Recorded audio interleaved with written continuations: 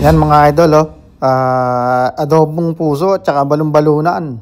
Yan, titirahin natin. Yan, ngayon, hiwain natin ng maninipis yung balon-balunan para medyo lumambot. Yan, yung puso naman, bibiyakin natin sa gitna para mawala yung dugo at saka manuot yung lasa sa loob. Yan, oh. Kita nyo, full speed ahead tayo dyan mga idol. So, sa video na yan, nakapaghiwa na rin ako ng sibuyas, bawang at saka luya. So, ready na tayo sa kawali. Ayan, oh. Ayan, ayan, ginisa ko ng luya, sibuyas, bawang, sili, paminta, bechin. Yan, mix na yan. Para mabilisan. Pagkaligay, ligay na natin yung balon-balunan, tsaka yung puso. Ayan, oh. Sangkot siya natin, matagal, Knorr cube chicken. Patagalin nyo lang, pakuluin nyo sa kanyang sariling tubig at tsaka mantika. Ayan. Pagkatapos niya, lalagay natin, measuring natin toyo.